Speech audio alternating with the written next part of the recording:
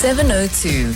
Live on the Prime Media Plus app. DSTV channel 856, 92.7 and 106 FM. Let's walk the talk.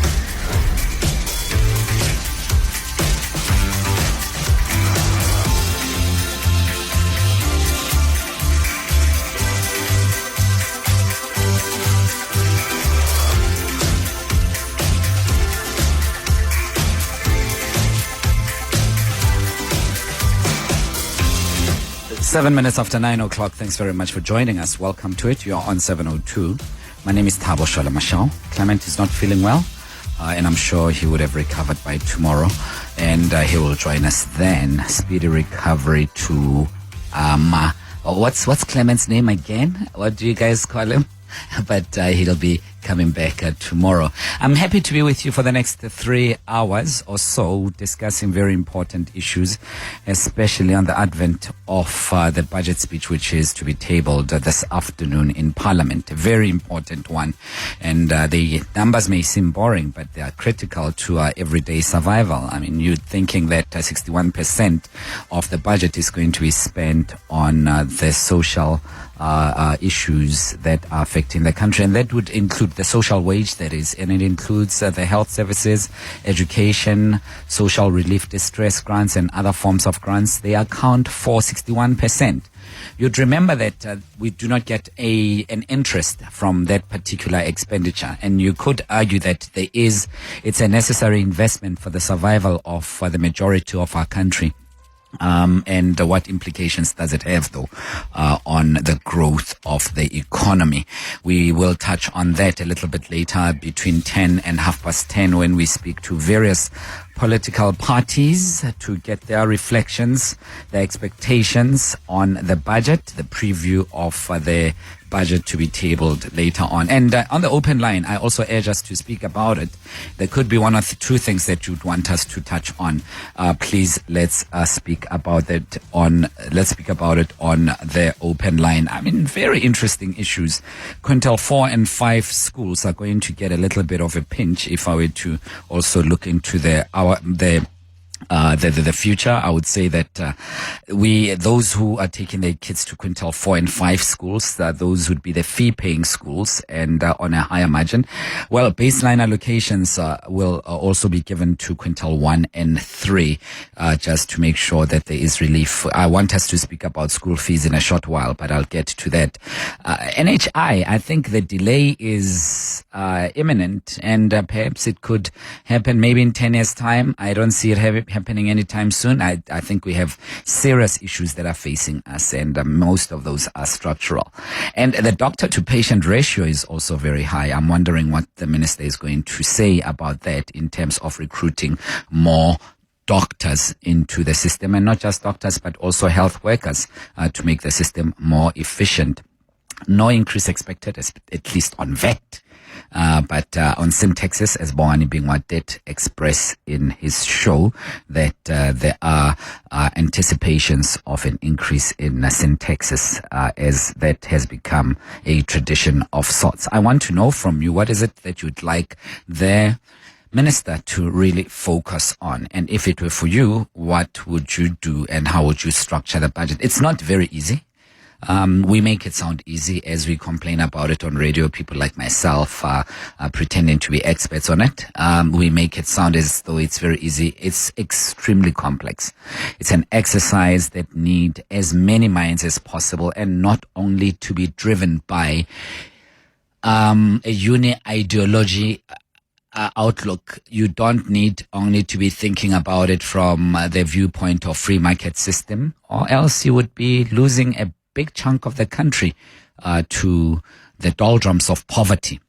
You don't also need to be a socialist when you are looking at it only and applying your socialist ideological outlook. That would also plunge the country into disarray as far as the economy is concerned, because strict socialism has some serious implications as well, as even though some of us may be leaning a little bit towards that side of the table, but it does have unbecoming implications to the country, especially in such a globalized world that is mainly driven by capital. You'd see yourself in isolation. But enough about that. I just wanted to share with you what's coming up on the show and the open line specifically.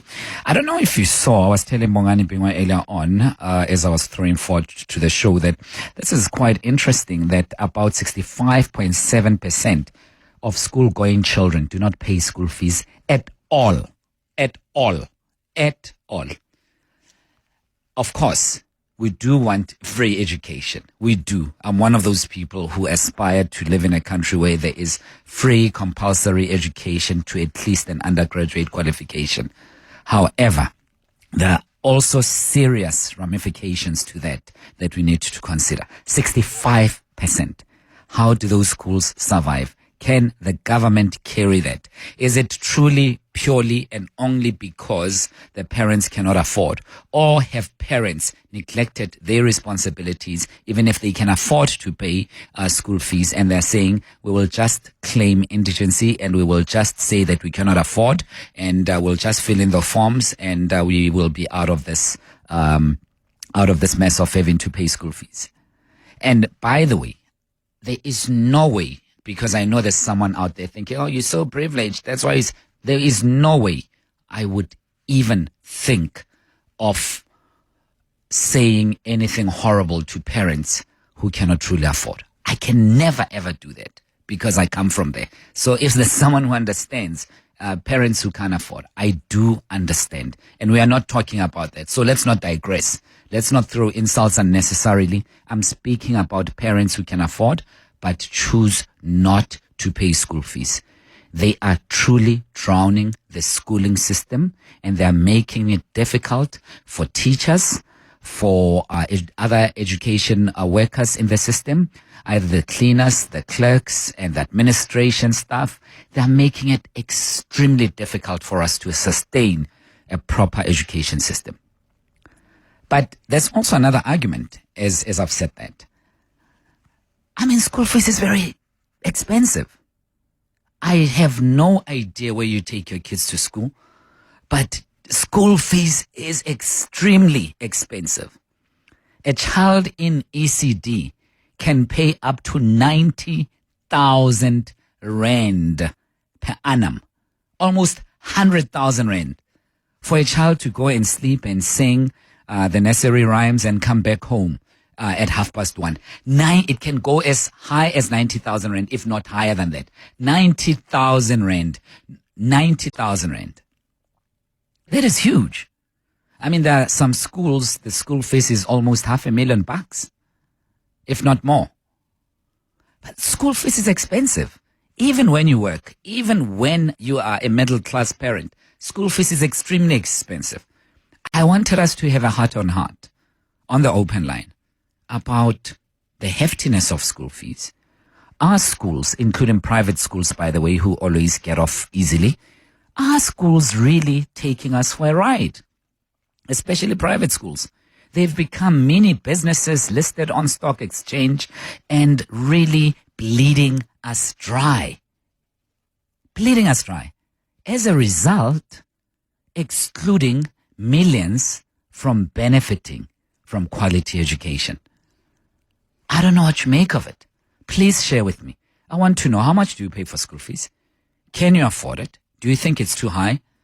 And given an opportunity, where would you place your school fees at? And is it value for money? That's also another thing, right? Is it value for money? Let me know on 011-883-0702. 702 Let's walk the talk on 92.7 and 106 FM. Sinazo and Zintle are the producers of the show. They put everything else together. And the name that I've just mentioned now, Abel, is that of our technical producer. He makes sure that every single button is pressed accordingly and appropriately so that you and I can communicate effectively and smoothly so. And of course, you're the most important ingredient of the show. I always want to say that because I truly mean it. Without you, all of this is completely useless. We do it all for you. I've asked you to call and I see some calls coming through. Let's do that on 011-883-0702. 0888-700-0702. Bazuka, you are in Pretoria. Good morning. Hi, Thabo. Thank you for taking my call and for a wonderful show. I would Thanks like for calling. to share my experience regarding the school fees, Yes, which is sir. an important topic. I'm a parent of a child at Quintal 5 School and also an SGB member. Yeah. We think, Quintal 5 are fee-paying schools. Yes.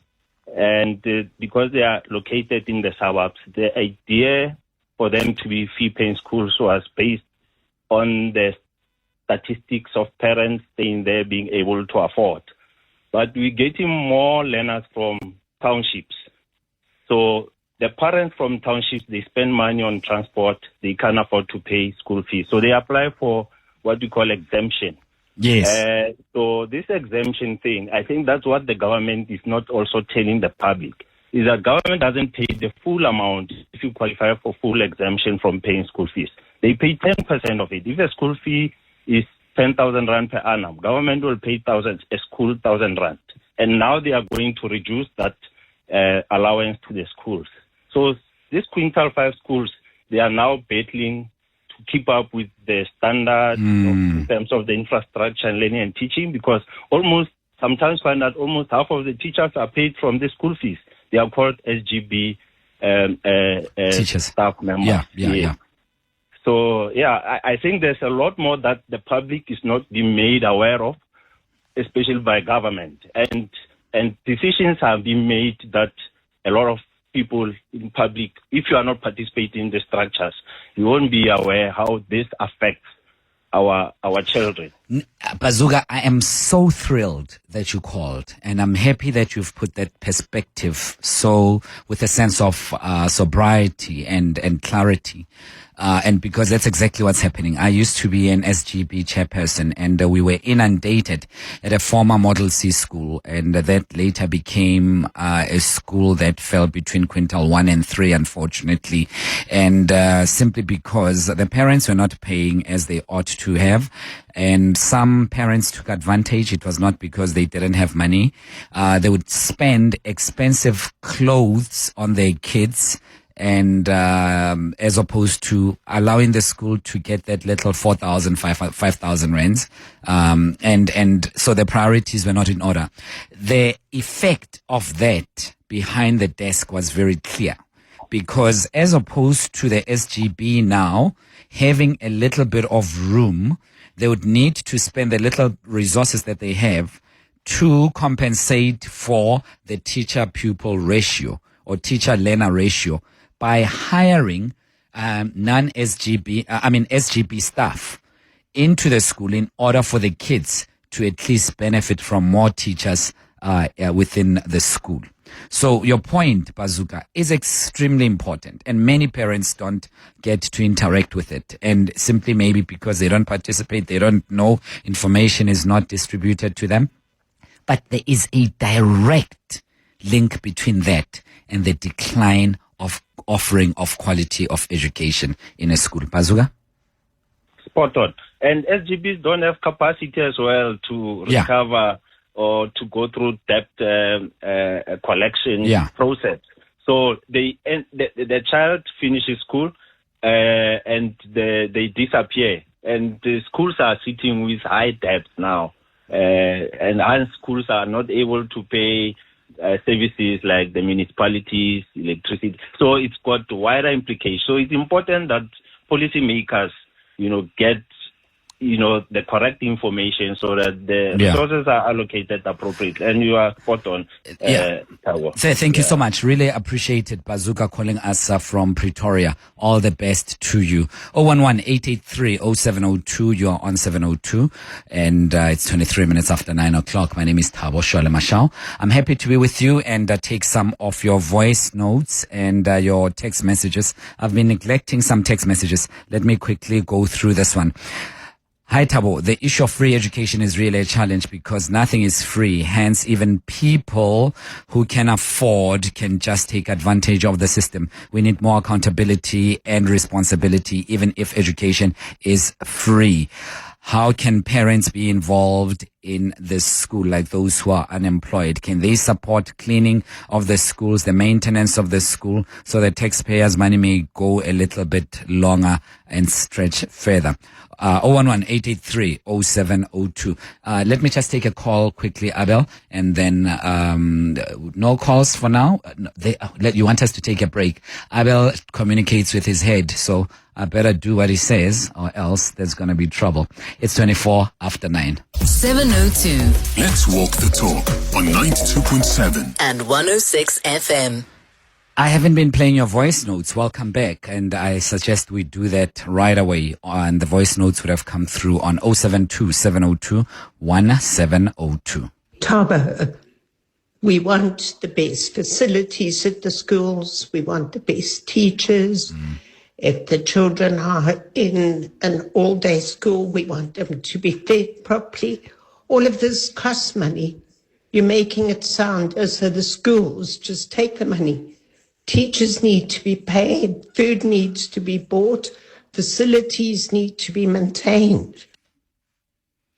And I don't know how I made it sound that way, because I'm on the side of the schools getting money, 100% on this one. You might have misheard me, or perhaps I didn't communicate it as clearly as I thought I had. I'm on the side of the school getting money from parents as much as possible. I used to chair the SGB of one school, so I know the pains that the principals, the teachers, school management team goes through when parents do not inject some funds into the schools. Number one, chasing them is money, because you have to call them, you have to have meetings with them. It costs a lot of time and effort, and takes a lot of effort from doing the core work of the school, which is dispensing curriculum and shaping up these beautiful minds to become holistic, productive citizens of the country, into speaking to parents and having endless meetings. I am with you 100% on that one. I think you misheard me. All of that is money, and where parents can afford, they need to. I was talking about those who genuinely can't afford. Maybe that's the part that you heard. Those who can't afford at all.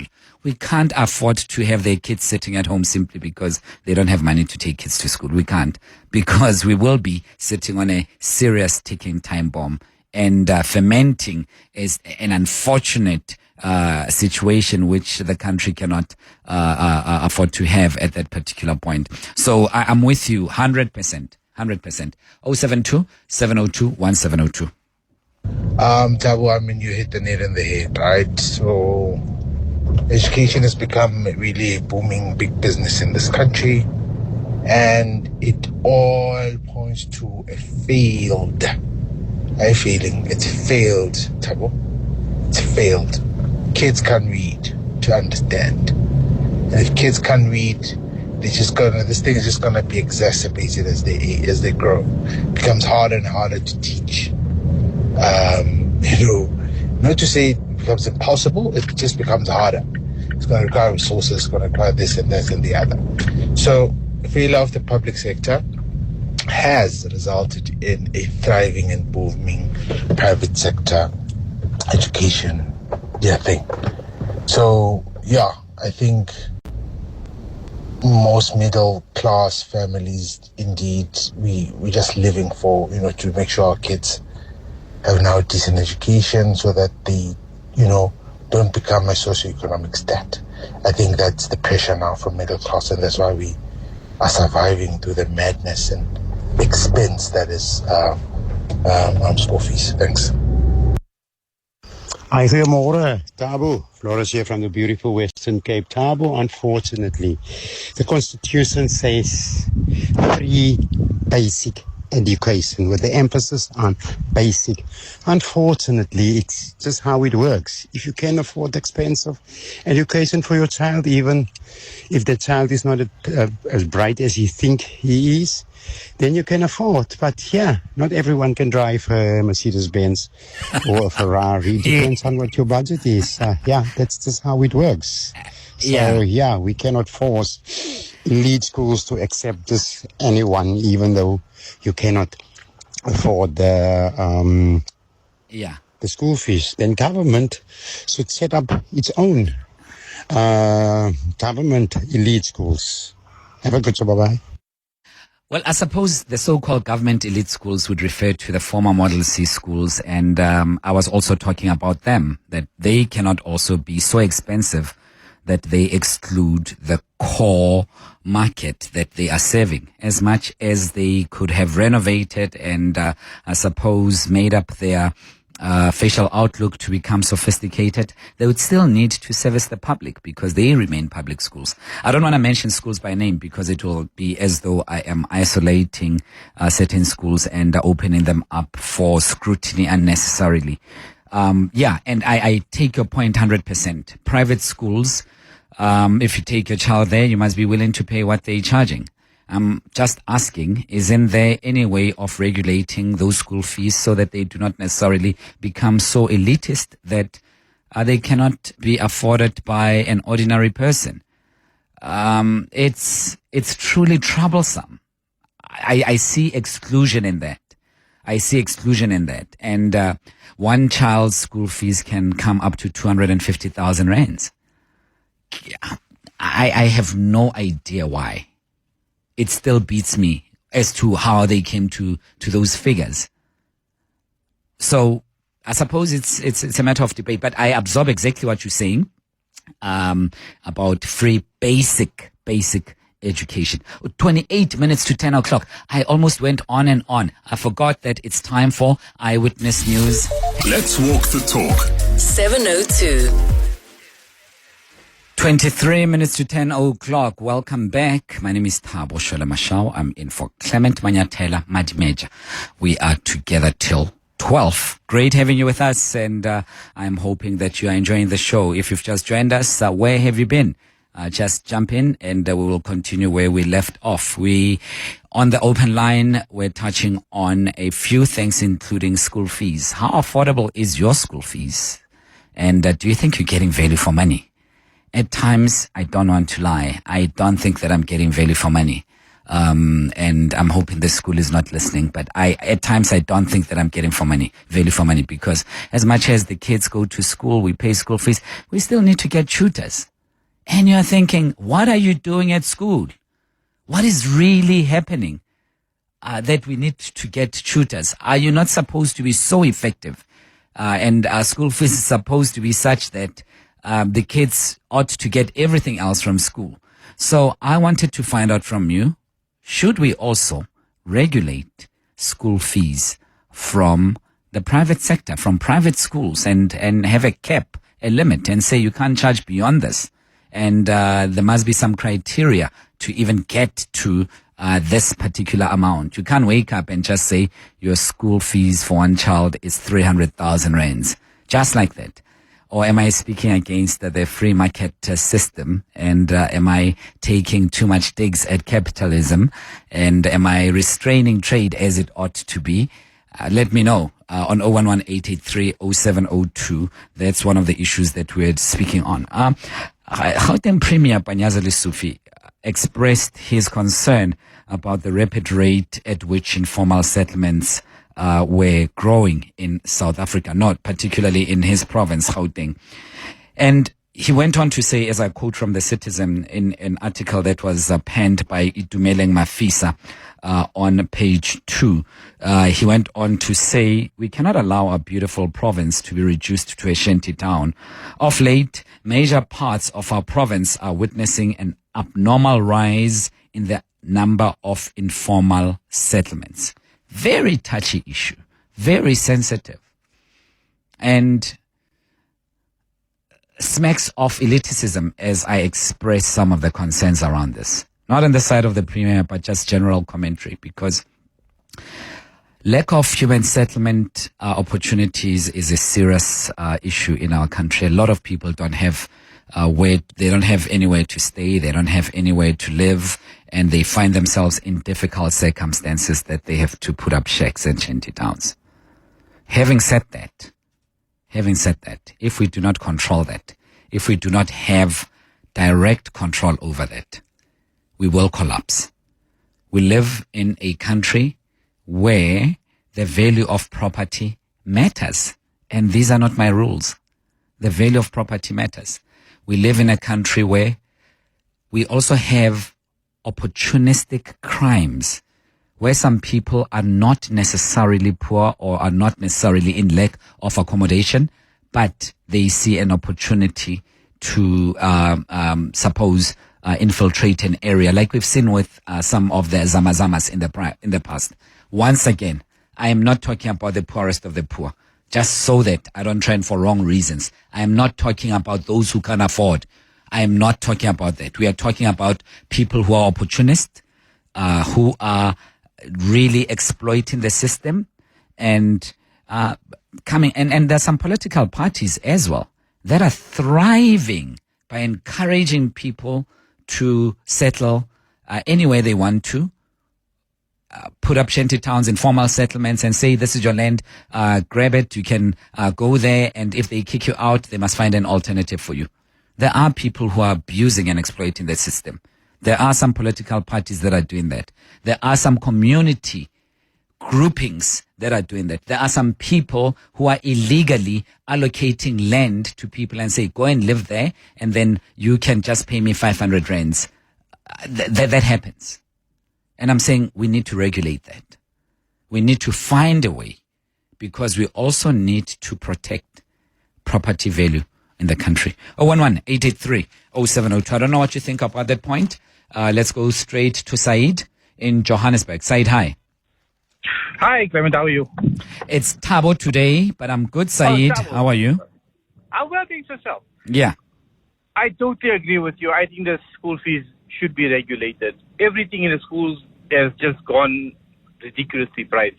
You pay crazy school fees, and on top of that, there's still more and more and more that is required throughout the year for every little thing. It's out of hand. It needs to be regulated, and it needs to become affordable for everybody as well. It's difficult for people to get their kids decent education. It is really, really expensive. Yeah.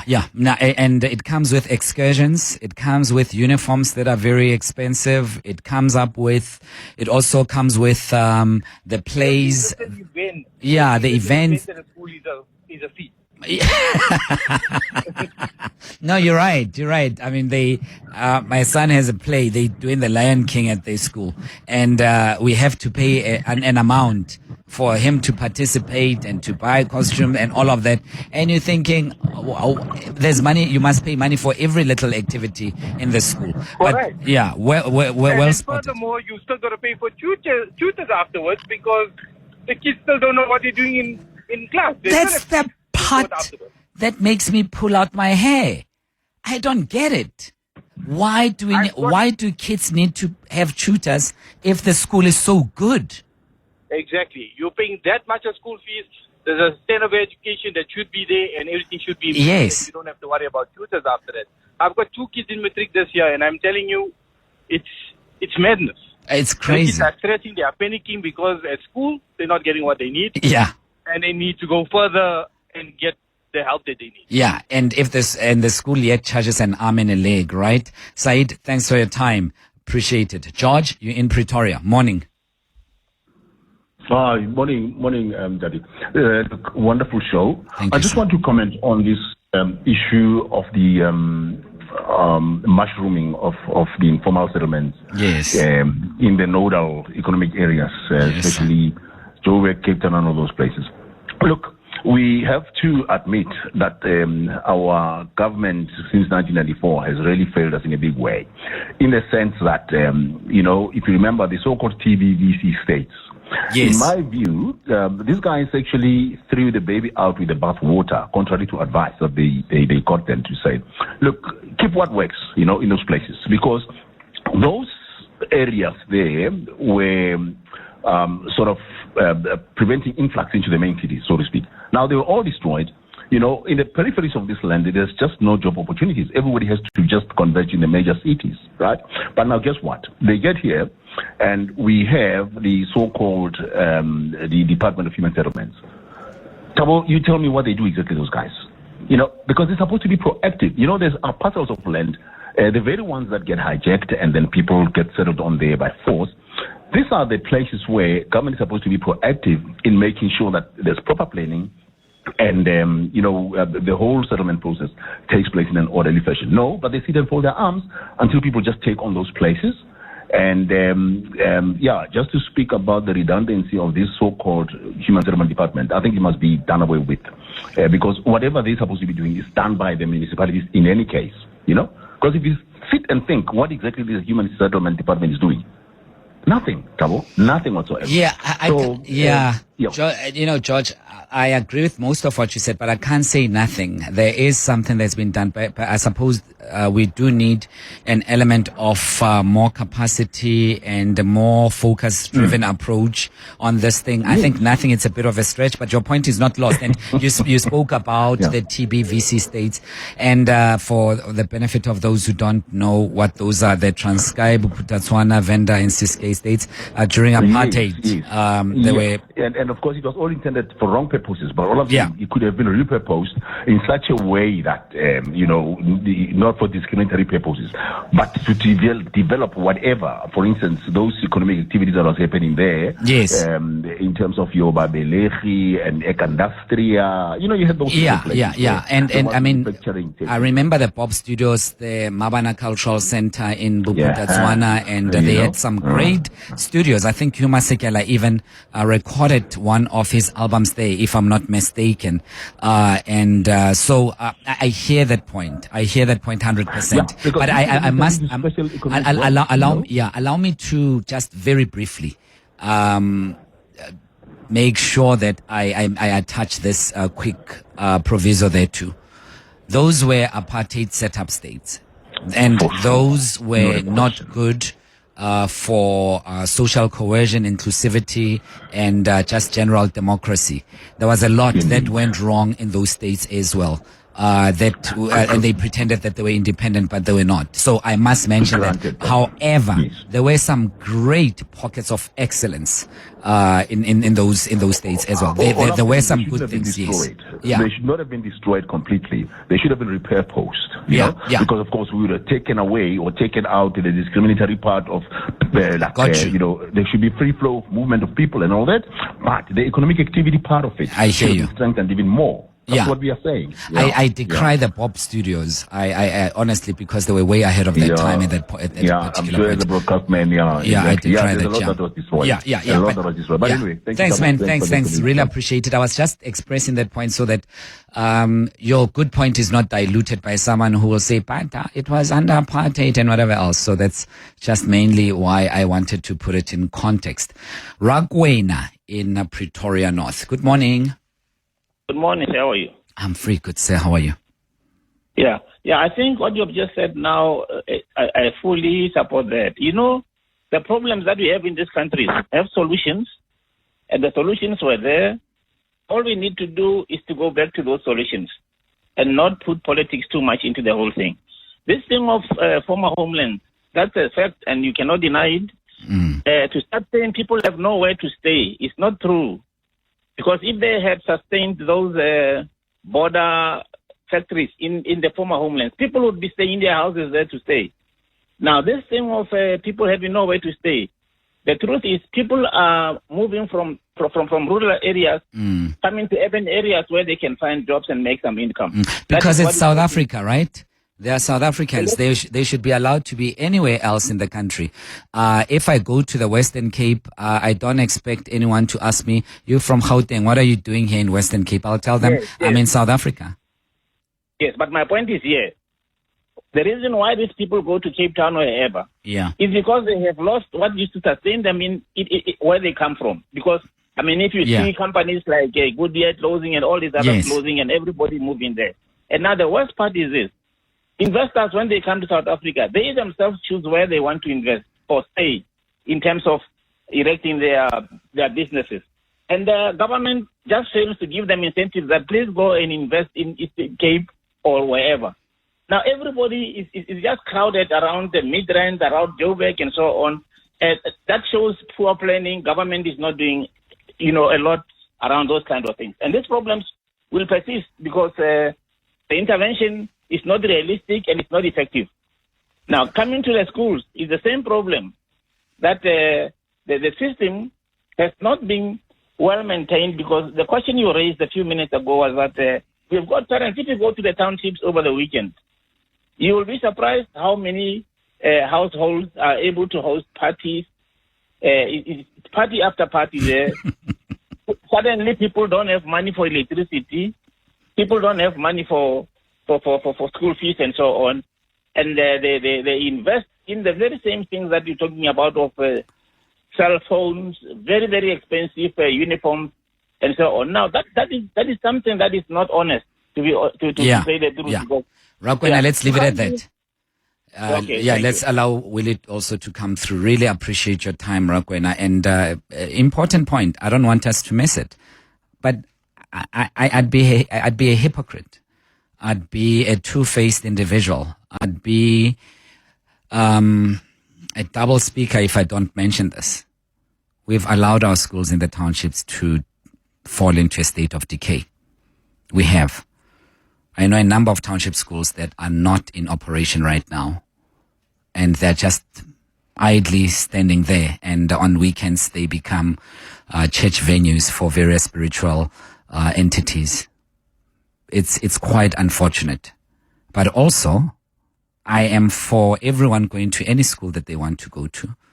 But why are we not investing in our township schools to perform well? And many of them are performing well. PJ Simelane, Forte High School, Teta, and many other. They are doing. So why are we insisting on taking our kids far away so that they travel an hour and a half to go to a certain former Model C school that does not even get 100% metric pass rate?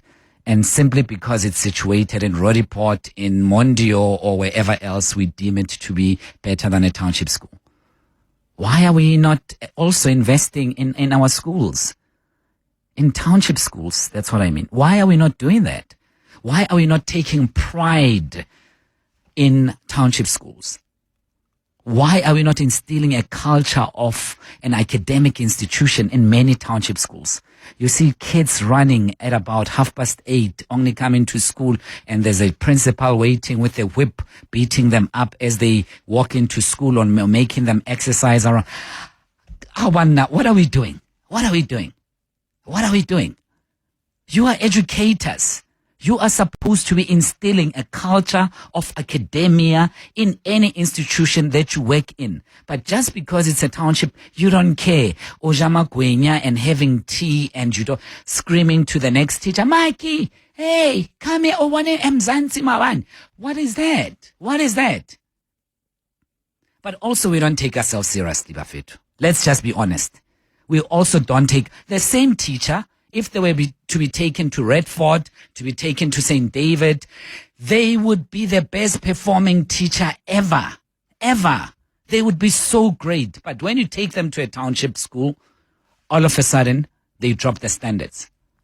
That has to be said as well. It pains my heart to say it. But it must be said. It truly must be said. A lot of teachers don't take our kids seriously in the townships. They don't. They do not. And there are teachers who are working brilliantly, working very hard, their backs off to make sure that the schools achieve quite a lot. That happens. And I'm not talking about you. So don't take offense if I am saying that and you are doing the best that you are doing. I'm not talking about you. I'm talking about these other ones. Oh, wow. Guys, let's take ourselves seriously. You know, if we did that, if we instilled a culture of learning and teaching, if we turned a school into a beautiful institution of learning, into an academic, atmospheric scene where we can engage, exchange ideas, kids look forward to go to the teachers, and that doesn't necessarily need money. It's a subculture that we instill. But a lot of our schools don't have that. Let's just be honest for a second with each other. We don't have that because we don't take ourselves seriously. Then we are in a hurry to take our kids elsewhere because we think that those schools are better, whilst we could be doing better here in the townships. 6 to 10. Let's take Willie in Olivedale. Willie, hi. Good morning, Thabo. I'm sorry to say this, man, because I've got a house and I live comfortably. But I can tell you the government will never sort out this informal settlement thing. As long as they build houses with yards. What happened? You build houses with a yard. In no time, that yard is full of shacks again. It's a money-making thing, man. That's what's happening at the informal settlements also. A lot of people got houses, they let out their houses, they build, wherever there's a settlement, they go there and they get a house. So I think the best thing is just build flats, man, and you can't say people can't afford it, because in the north people are paying 6,000-7,000 a month for flats, and they pay it. I don't know. So the best problem to solve this housing thing is to just build flats and let people stay in flats. As long as you go to Freedom Park, go all the places where the government built houses. You hardly see that house. It's covered by shacks. So you tell me how they're going to solve this problem. Because those people in future must also get houses, those people in the yard. No, but Willie, agreed, but you have to also concede that it's not everyone who lives in a shack who's got a house elsewhere. A lot of people are also desperate. I can't imagine a mother. Sure. But I'm also making a point after you've made yours, but right? Is just a suggestion, Otawa. Yeah, I don't say Willie, we're not fighting. Stop building houses. Yeah, we're not fighting, but Willie. What I see, Willie, we are not fighting. Allow me to allow me to say I've allowed you to finish. The fact that I may differ slightly doesn't mean we are fighting. I'm just expressing another point. If you agree with it, that's fine. If you don't, that's fine. Very briefly, all I was saying is that I do not imagine a mother wanting their child to be raised in a shack, in a very dangerous place where there's no safety and security. I don't think a mother or a father, any sane mother or father, wants to do that. So there are instances where people are forced into situations. But I also agree, if we do better in monitoring all these mushrooming of shanty towns and informal settlements, we would be able to, have a safer and a more structured country that we want. That's all that I'm saying, Willie. Okay, thank you. No, it was just a suggestion, but what I'm trying to say, Thabo, as I say, I feel for those people because I've got to ask I live properly. But the thing is this, what's the use of building houses to house the people, and in no time that yard is full of informal settlements? In future, those people are also going to fight. They want houses. Now, how's the government going to solve that problem? Yeah. Go to places where it was informal settlements before. The government built houses. Go back to those places now. You hardly see that house. It's surrounded by shacks. Now, what you tell me now? Are those people? I don't know. Sorry to... No. Really, you've got a right to express. I'm the one who invited you to call, and you called. Yeah. Whether I agree with your view or not, it's valid, and I must treat it as that. Yeah. Thanks, man. No, what I'm trying to say, Thabo, is just a suggestion I'm making to solve the housing problem. I got you. Willie, thanks very much. 2 minutes to 10. Thank you.